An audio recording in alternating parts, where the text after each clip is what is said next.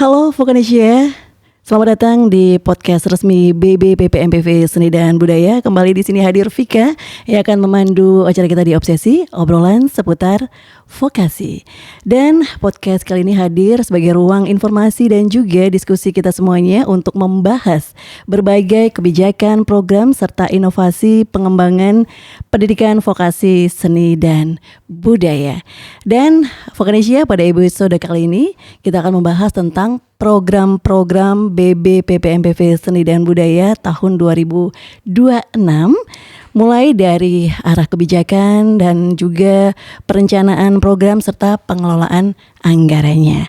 Oke, di sini sudah hadir narasumber kita yang saat ini berada di sini. Kita langsung saja sapa beliau. Yang pertama kita akan sapa yang sudah hadir di sini, Kepala BBPPMPV Seni dan Budaya. Mari kita sambut bersama Bapak Mas Ruhan Budianto. Selamat hadir di sini. Enggak, selamat hadir ya. Selamat datang Bapak di podcast Obsesi terima kasih, BBPPMPV Seni dan Budaya. Apa kabar? Alhamdulillah baik. Baik ya. Oke, terima kasih sudah berkenan hadir Pak Yanto di tengah kesibukan Bapak ya di awal-awal tahun ini. Terima kasih. Oke, baik. Dan Vokanesia kita juga akan menyapa kembali untuk narasumber kita yang kedua. Beliau adalah Kepala Bagian Tata Usaha BBPPMPV Seni dan Budaya. Langsung saja kita sambut bersama. Ini dia Bapak Wanto. Selamat datang Pak Wanto. Terima kasih Mbak Sehat Vika. ya Pak ya. Alhamdulillah sehat. Oke, terima kasih juga Pak Wanto, ini juga sudah meluangkan waktunya di sini di tengah kesibukan Bapak berdua ini. Dan Vokanesia, di sini nanti kita akan ngobrol bersama dengan Kepala BBPPMPV Seni dan Budaya dan juga Kepala Bagian Tata Usaha BBPPMPV Seni dan Budaya, dan kita bakal ngobrol-ngobrol tentang gambaran yang utuh dan juga informatif untuk Vokanesia semuanya yang saat ini menyaksikan Obsesi ya.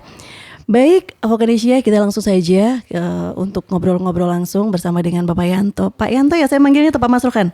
Monggo silakan. Oh gitu ya, Iya. Pak Yanto aja kali ya. Boleh. Oke, kita akan ngobrol untuk yang pertama ini kita ke Pak Yanto dulu. Pak Yanto, memasuki tahun 2026 ini Pak, apa arah kebijakan utama dari BBPPMPV Seni dan Budaya dan juga isu strategis apa yang menjadi fokus pengembangan pendidikan vokasi seni dan budaya? Oke, terima kasih Mbak Vika. Sebelum saya sampaikan, saya ucapkan selamat tahun baru dulu. Selamat tahun baru buat Vokanesia. Tahun baru tahun 2026. Semoga tahun 2026 ini bisa lebih baik dibandingkan tahun 2025 kemarin. Amin. Kemudian terkait dengan pertanyaan tadi, arah kebijakan dan terkait dengan isu-isu strategis tahun 2026 ini, kami sampaikan bahwa BBPPMPV Seni dan Budaya adalah salah satu unit pelaksana teknis di Kementerian Pendidikan Dasar dan Menengah. Kita masih mengacu pada Permendikbud nomor 26 tahun 2020 yang tugasnya adalah melakukan penjaminan mutu dan juga peningkatan kompetensi PTK, khususnya kita di seni budaya di bidang seni dan budaya. Jadi terkait dengan program-program dan sebagainya, tentunya kami juga mengacu pada kebijakan-kebijakan ataupun program-program prioritas nasional yang ada di Kementerian Pendidikan Dasar dan Menengah.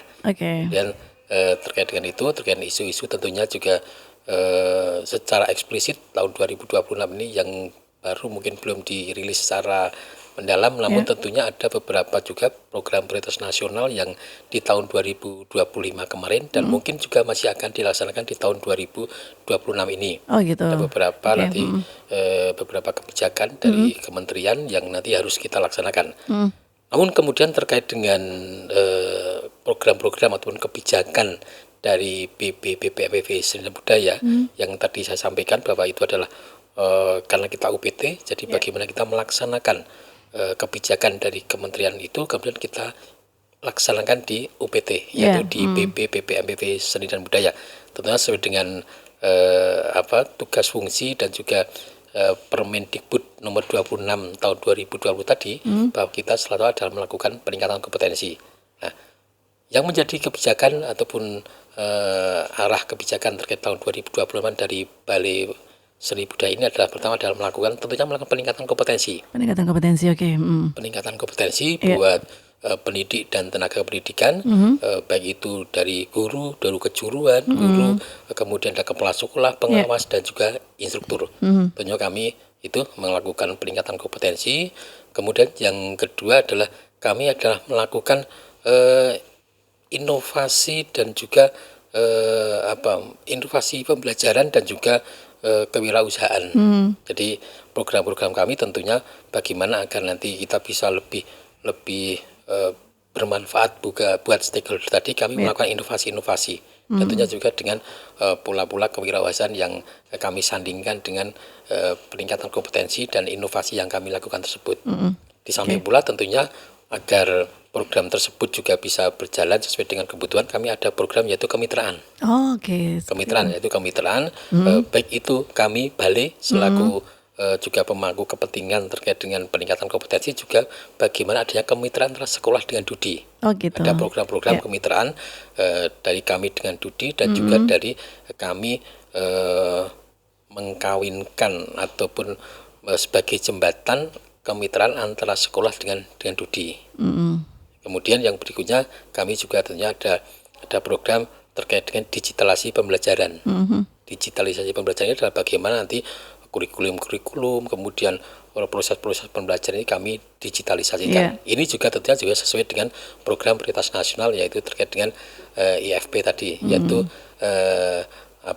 terkait dengan smart board ataupun smart TV tadi, yang sekarang pemerintah juga sudah mendistribusikan ke berbagai sekolah, kemudian juga PKBM yang ada di Indonesia ini, dan kami di Balai ini bagaimana kita mengisi konten-konten tersebut. Jadi itu kami ada digitalisasi pembelajaran sehingga nanti itu bisa sinergi kita mengisi dari flat panel tadi secara substansi kita isi, terutama kita yang di bidang seni budaya ini.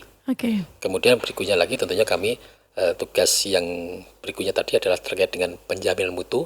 Kami pun bagaimana kami melakukan penjaminan mutu di sekolah agar nanti proses pembelajaran yang ada di sekolah tersebut juga dengan sesuai dengan kebutuhan. Sesuai dengan kebutuhan zaman, bagaimana kurikulumnya itu sesuai dengan kebutuhan di industri, kebutuhan di masyarakat dan sebagainya, sehingga dengan penjaminan mutu tersebut nanti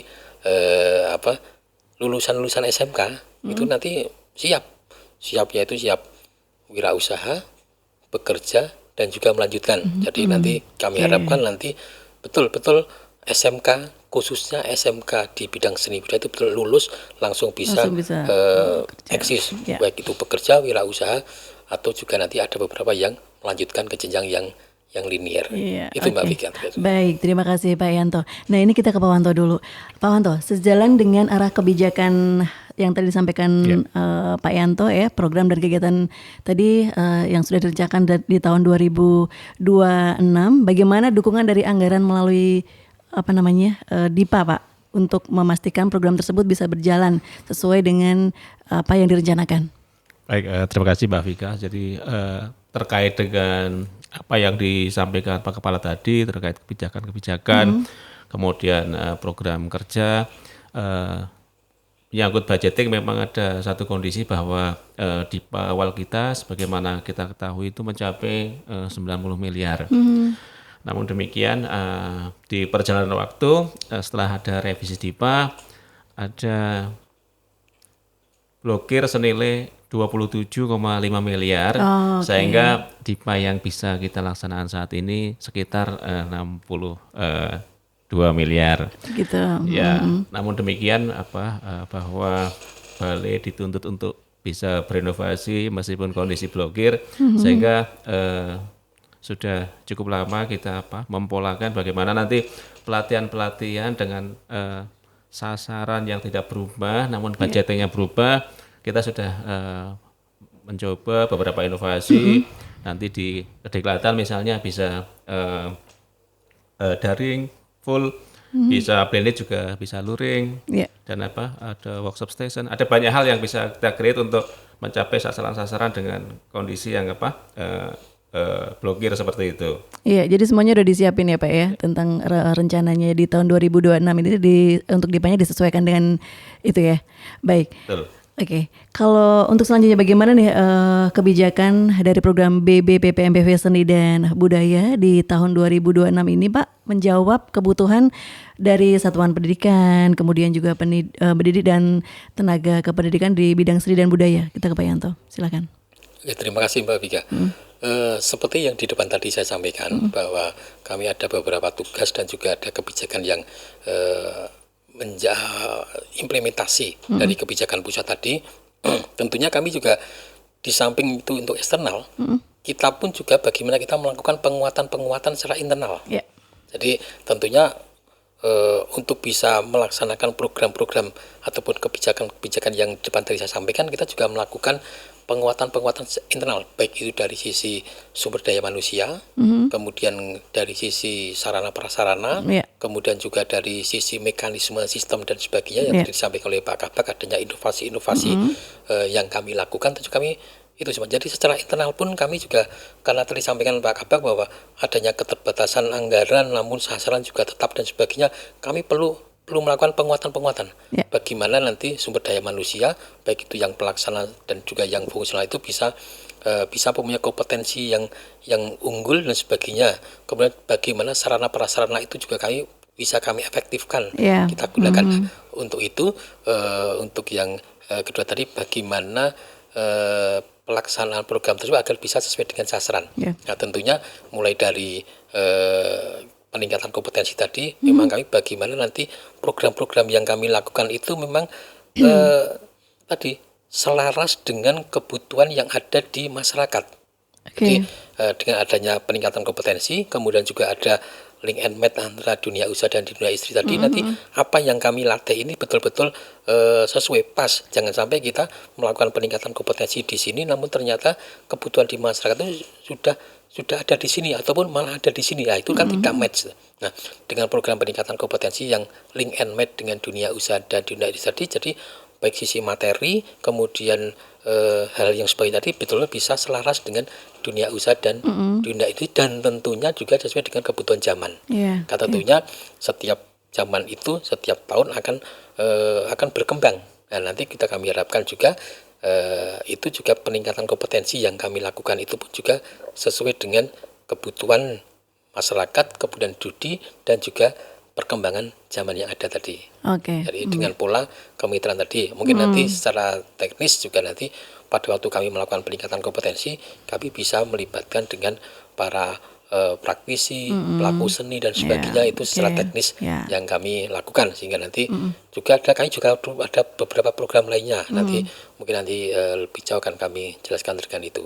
Kemudian juga terkait dengan tadi peningkatan kompetensi, kemudian hal yang berikutnya tadi kemitraan tadi, ini pun juga sangat penting sekali, karena kita itu sekarang itu kan zamannya itu kan zaman tidak bisa sendiri-sendiri, semua harus kolaborasi dan dengan mitra tadi. Itu jadi implementasi yang kami lakukan nanti semacam itu agar program-program yang kami lakukan itu betul-betul tepat sasaran, gitu Mbak. Ya, dan Vocanesia selain program-program yang berkualitas tadi yang seperti disampaikan Pak Yanto, tata kelola anggaran pun juga menjadi aspek penting ya agar pelaksanaan kegiatan nanti dapat berjalan efektif dan juga akuntabel begitu ya Pak ya. Nah, ini kita ke Pak Wanto dulu nih. Dalam pengelolaan anggaran di tahun 2026 ini Pak, strategi apa yang diterapkan agar pelaksanaan program itu bisa tetap efektif, efisien dan juga akuntabel Pak? Ya baik. Setiap tahun itu di awal idealnya bahwa semua lembaga termasuk kita itu punya perjanjian kinerja. Jadi apa yang wajib utama dikerjakan di sepanjang tahun, meskipun di perjalanan waktunya itu nanti ada insight kegiatan yang biasanya berasal dari pusat. Nah, ada 5 hal pokok yang mesti kita kerjakan. Yang pertama terkait dengan penilaian mutu, itu ada sasarannya sekian ribu misalnya. Kemudian di pelatihan peningkatan kompetensi juga ada sasarannya.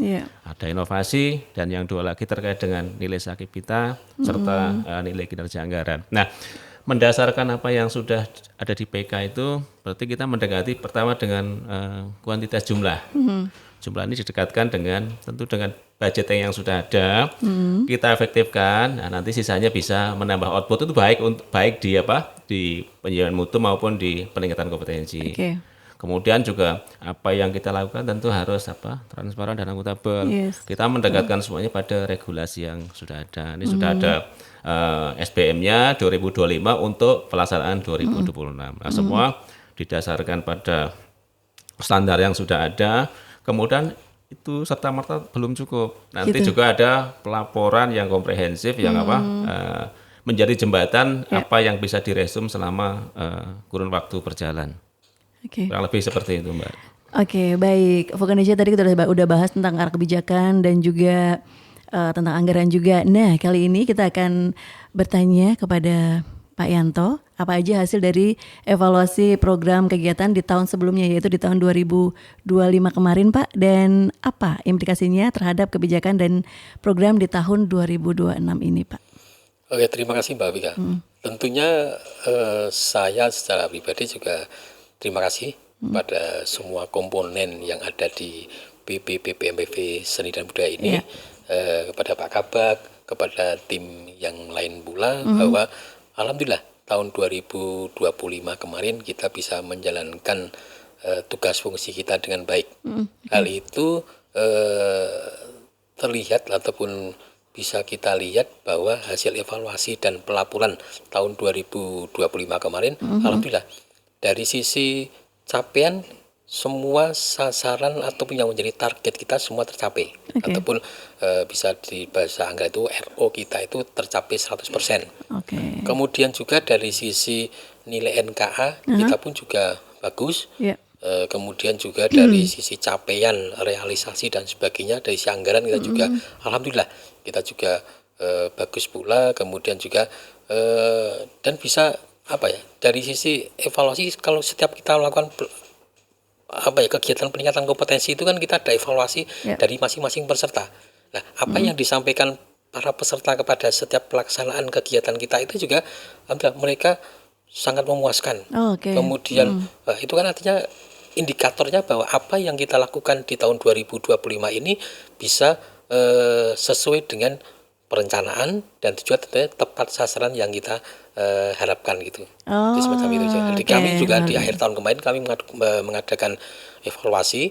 Jadi kami juga mendatangkan juga peserta-peserta yang pernah kita undang pula seperti apa, kemudian mereka melakukan evaluasi, dan juga kemudian dari si internal pun kita melakukan evaluasi secara self evaluasi itu. Kemudian juga ada sistem pelaporannya seperti apa. Jadi alhamdulillah seperti yang saya sampaikan tadi, hasil kita sangat bagus terkait dengan pelaksanaan tahun 2025 kemarin.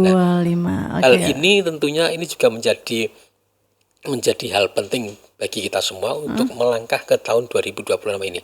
Capaian di tahun 2025 yang sudah bagus ini, bagaimana di tahun 2025 ini kita tingkatkan lagi.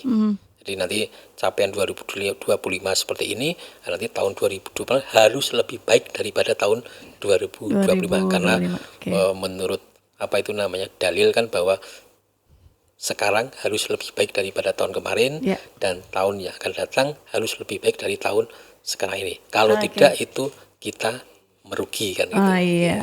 Baik, luar biasa. Tahun 2025 berarti kita udah sesuai ya Pak ya. Sesuai, ya. Boleh tepuk tangannya dulu dong semuanya. Dan ini tadi disampaikan Pak Yanto tentang program-program di tahun 2025 dari evaluasi ya. Nah, kita ke Pak Wanto. Apakah ada perubahan-perubahan dari program-program sebelumnya, Pak? Ya, jadi secara umum bahwa anggaran 2026 itu tidak jauh berbeda dengan anggaran tahun 2025. Kondisinya pun kurang lebih sama. Jadi evaluasi terkait pelatihan misalnya, bahwa dengan perjalanan dinas yang terbatas, yang harapan kita bahwa setiap peserta pelatihan misalnya bisa diundang cukup merata di semua lokus di Indonesia. Ini agak sedikit terhambat dengan terbatasnya Perjadin, sehingga memang alhamdulillah di ujung tahun juga ada strategi bagaimana kita bisa mendatangkan kawan-kawan guru untuk berlatih di kami dengan kemitraan misalnya. Jadi ada beberapa pola juga yang coba kami efisienkan nanti, bagaimana agar kita itu bisa betul mengundang semua guru dari banyak wilayah di Indonesia. Kalau kita tidak kreatif itu nanti kebanyakan hanya ngundang yang dekat-dekat saja. Ini jadi di situ kami merasa perlu memastikan bahwa dengan kondisi yang sedikit terbatas ini kami juga memastikan bahwa kelangsungan dari kegiatan juga bisa menyeluruh, bisa nasional seperti itu. Oke, baik, mungkin bisa dijelaskan Pak kepada Vocanesia semuanya untuk program-program yang masih bisa dilaksanakan atau masih akan tetap dilaksanakan di tahun 2026 ini, misalnya seperti apa aja Pak? Baik, secara umum ada 2 kegiatan besar di kita, ada 2 program. Yang pertama terkait dengan program pendidikan dan pelatihan, kemudian satu lagi program dukungan manajemen untuk internal. Seperti disampaikan Pak Kepala di awal bahwa untuk program pendidikan dan pelatihan itu yang pertama ada kegiatan inovasi model. Ini nanti minimal 2 yang harus kita selesaikan. Namun demikian biasanya dengan kreativitas kawan-kawan biasanya bisa lebih. Sehingga memang harapannya seperti itu dengan budget yang yang tertentu, tapi sasarannya juga ada tertentu, tapi biasanya bisa kita tambah. Kemudian yang kedua kemitraan, bagaimana kita terus berupaya mendekatkan industri dengan satuan pendidikan, karena memang SMK ini kan karakternya beda, jadi memang diharapkan bekerja, kemudian bisa berwirausaha, kemudian mungkin sebagian juga ada yang melanjutkan. Nah, jembatannya apa untuk apa yang kita istilahkan BMW tadi, bekerja, melanjutkan maupun meneruskan studi, itu memang jembatannya harus kepekerjaan, terutama harus membuat link. Gimana kita mau bekerja kalau kita juga tidak kenal dekat dengan bidang usahanya. Kemudian tentu keberadaan lembaga kita dari awal pasti ada pelatihan atau yang umum kita sebut diklat. Diklat ya. Itu jumlah sasaran tahun ini hampir 2 kali lipat dari tahun yang lalu ya. Dengan budget yang sebenarnya tidak jauh berbeda. Makanya saya sampaikan tadi bahwa kita harus perlu inovasi.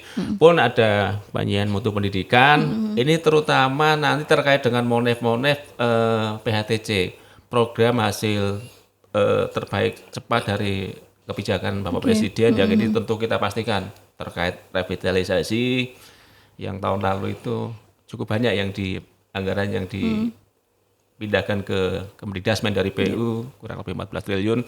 Kemudian dipastikan yang 2025 itu seperti apa. Kemudian ada juga yang tadi seperti disampaikan Pak Kepala, bagaimana juga monef terkait dengan IFV atau Smart TV tadi. Bagaimana sudah ketersebarannya seperti apa. Kemudian bagaimana operatingnya di sekolah seperti apa. Nah, kemudian yang program yang kedua tadi terkait dengan program dukungan manajemen ini seperti umumnya coba kita optimalkan dengan dengan budgeting yang sebenarnya sudah tertentu. Ini merupakan fixed cost sehingga memang kita tidak begitu leluasa karena gaji juga sesuai jumlah pegawai, tunjangan kinerja, dan ada beberapa layanan umum yang mungkin bisa kita optimalkan untuk pengembangan keseluruhan SDM di lembaga kita tercinta.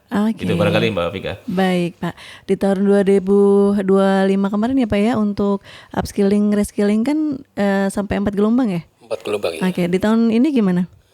Terima kasih Mbak Vika.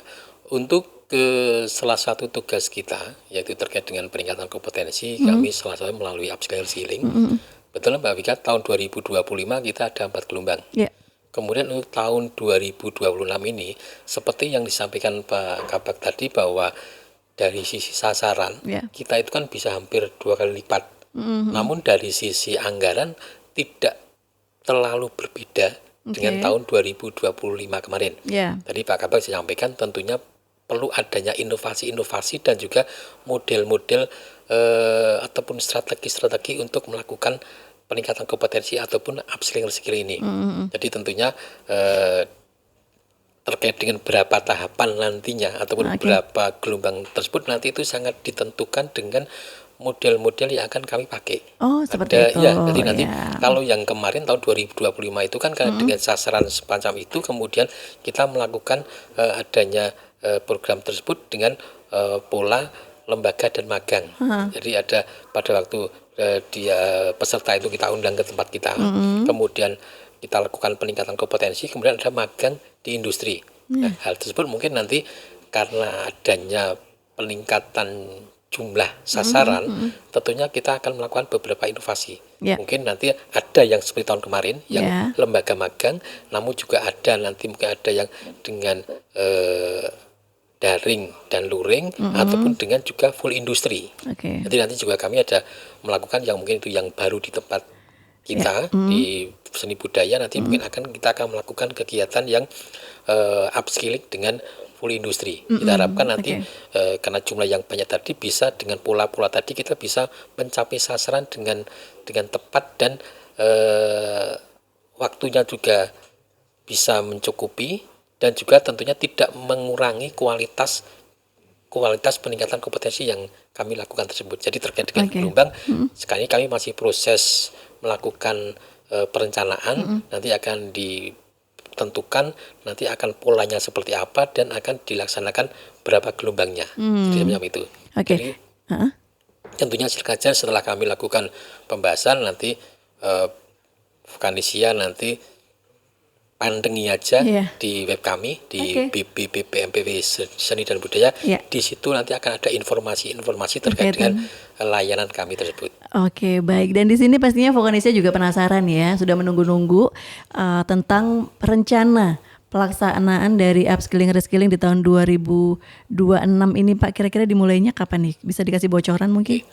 Kalau terkait dengan apa yang kami lakukan, sekarang ini kami sudah melakukan kegiatan, yaitu tahap perencanaan. Jadi di Januari awal ini sampai dengan saat ini kita sudah melakukan kegiatan yaitu perencanaan yang nanti itu akan kami lakukan atau kita lakukan dari awal tahun sampai dengan nanti akhir tahun tersebut. Jadi kami melakukan perencanaan yang insya Allah matang gitu, sehingga nanti pada waktu perencanaan selesai nanti bisa langsung implementasi ataupun tahap pelaksanaannya. Ya insya Allah nanti mungkin sekitar ini kan Januari, mungkin Februari pertengahan ataupun minggu ketiga nanti kita insya Allah sudah bisa berjalan. Februari di minggu ketiga ya. Dan itu nanti tentunya ada beberapa program kami, ada beberapa program itu yang itu bisa kami mana yang akan kita prioritaskan untuk jalan duluan. Karena kami dengan keterbatasan waktu dan sebab lagi nanti di bulan Februari itu kan sudah ada bulan puasa. Nah tentunya kami juga melihat itu semua sehingga nanti apa yang memungkinkan nanti akan kami jalankan untuk yang awal dan waktu yang tepat tentunya. Karena kita punya butuh waktu yang kalau upskilling itu kan butuh waktu sekitar 1 bulanan kalau lembaga dan magang. Nah, nanti agar nanti juga pas di bulan puasa itu tentunya harus kita petakan betul. Jadi biar nanti juga peserta yang akan daftar itu bisa sesuai tidak. Oh saya terlalu ini karena dan sebagainya itu juga kami mempertimbangkan itu semua. Insya Allah nanti bulan Februari sudah bisa kita jalankan ya. Februari minggu ketiga. Ya, insya Allah atau kalau bisa malah sebelumnya Bapak panggil. Sebelumnya Pak ya. Nah, nanti itu dia. Nanti yang jelas nanti pantengin aja di web kita. Ya karena di sini udah banyak banget Vokanisia itu yang menanyakan kapan nih ada April lagi dibuka lagi untuk pendaftarannya untuk kegiatan Apre, karena ada beberapa balai lain itu juga sudah memulai untuk pendaftaran gitu Kak. Pak. Betul Pak. Tadi apalagi sekarang Apre ini upskilling reskilling nanti menggunakan sistem ataupun aplikasi Latvo. Jadi pelatihan vokasi. Kalau yang dulu kan kita memakai yang di aplikasi internal kita yaitu Sidia. Bapak Ibu peserta nanti bisa lihat di web, kemudian nanti bisa daftar melalui Sidia. Namun untuk tahun 2026 ini kita atau di kementerian khususnya di vokasi ada aplikasi atau sistem namanya Latvo. Jadi nanti Bapak Ibu guru bisa daftar melalui Latvo tersebut. Baik ya dan ini kita ke Pak Wanto, sebenarnya apa aja sih yang persiapan menjelang kegiatan Apre ini? Ya baik, jadi alhamdulillah kita sudah mulai dari hari Selasa kemarin tanggal 13 nanti akan sampai dengan tanggal 15. Yang pertama kami itu membahas telaah program 2026. Jadi kita punya budgeting berapa untuk setiap kegiatan ini sedang kita telaah. misalnya di Kediklatan dengan budgeting yang ada tentu kita akan buat pola-pola. Oh misalnya dengan budget tertentu harus berapa hari. Kemudian secara struktur program juga apa sih yang harus dimasukkan ke dalam struktur program? Apa soft skill-nya, kemudian knowledge umumnya, kemudian apa? Ada prakteknya. Kalau yang read dan up tentu ada magang dan ujikom. Itu juga sedang kami polakan sesuai dengan budgeting yang tersedia. Pun di penyiaran mutu misalnya, kita juga karena ada program hasil cepat terbaik yang menjadi kegiatan utama yang harus dimonitor, juga kami mencoba mengidentifikasi dari apa-apa yang kami lakukan, kemudian sambil menunggu juknis resmi sebenarnya nanti apakah variabel-variabel yang sudah terikat atau kami dikasih keleluasaan untuk mengidentifikasi dari perangkat Monef utama yang akan kami gunakan. Seperti itu Mbak. Baik, terima kasih Pak Wanto. Jadi Vokanesia tadi sudah dijelaskan oleh Pak Yanto dan juga Pak Wanto yang sudah nunggu-nunggu kegiatan APRE ya.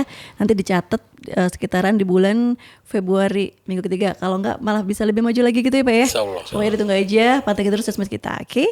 Baik, ini sedikit sebelum kita ke closing ya Pak ya. Tentang BBPPMPV Seni Budaya yang kembali berinovasi ya dengan menyelenggarakan MOOC. Nah ini kira-kira kapan Pak akan diselenggarakan?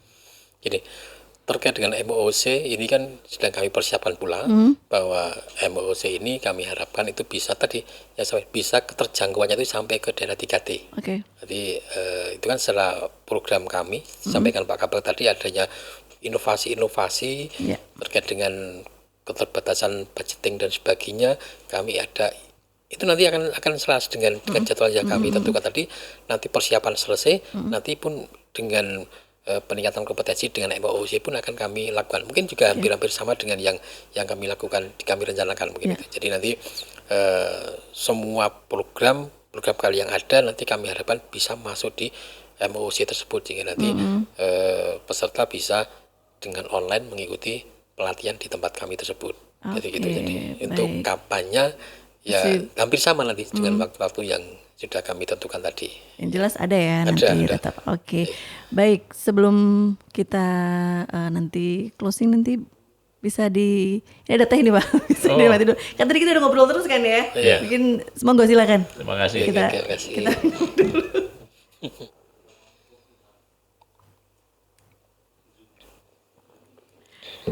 Oke, baik Vokanesia, itu tadi obrolan kita bersama dengan Kepala BBPPMPV Seni dan Budaya dan juga Kepala Bagian Tata Usaha BBPPMPV Seni dan Budaya. Ini kita sudah dapat gambaran secara utuh tentang program-program, kegiatan, kebijakan serta dukungan apa aja nanti yang akan dilaksanakan di tahun 2026. Dan berikutnya ini Pak, sebelum kita pamit undur nih, apa nih harapan dan juga pesan dari ini Pak Yanto, Pak Wanto selaku pemangku kepentingan di BBPPMPV Seni dan Budaya ini di tahun 2026 supaya nanti kegiatan kita itu nanti bisa sukses dan berjalan sesuai dengan apa yang kita harapkan. Oke, terima kasih ya Mbak Vika. Kalau saya pesan ya ataupun yang jelas harapan gitu.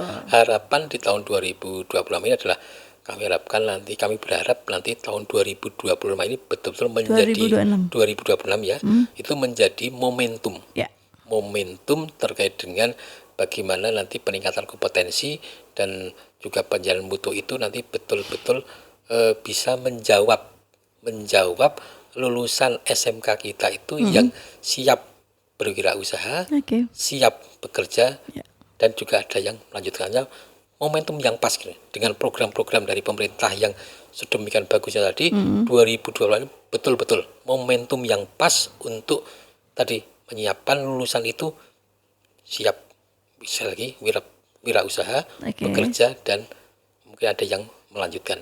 Jadi kita bisa menjawab dan mengurangi jumlah pengangguran dari SMK ini. Itu yang pas, dan tentunya ini kami berharap juga didukung semua lapisan yang ada di BBPPMPV Seni dan Budaya itu. Pastinya. Oke, dan dari Pak Wanto sendiri gimana Pak? Ya baik Mbak Wika, harapan saya di tahun 2026 ini kita bisa mengoptimalkan seluruh layanan terhadap seluruh stakeholder. Alhamdulillah tahun ini kita memperoleh predikat layanan prima. Makasih nih Bapak Ibu semuanya, kawan-kawan. Dan juga untuk BBM kita juga sudah mendapatkan dari kementerian. Sehingga memang sudah selayaknya kita bisa mengoptimalkan seluruh layanan. Dan juga harapannya bahwa di tahun 2026 ini kita terus bisa meningkatkan kontribusi kita ke bidang pendidikan, utamanya di pendidikan vokasi. Seperti itu, Mbak. Oke, seperti itu ya. Oke, sekali lagi nih terima kasih Pak Yanto, Pak Wanto sudah berkenan hadir di sini di Obsesi awal tahun 2026 dan terima kasih untuk informasi-informasinya yang luar biasa hari ini. Ini sangat bermanfaat dan untuk Vokanesia semuanya pastinya. Dan Vokanesia, demikian tadi obrolan kita bersama dengan Kepala BBPP MPV Seni dan Budaya dan juga Kepala Bagian Tata Usaha BBPP MPV Seni dan Budaya. Saatnya saya Vika pamit undur. Terima kasih untuk semuanya. Jangan lupa like, comment, dan subscribe ya. Oke, terima kasih. Salam obsesi.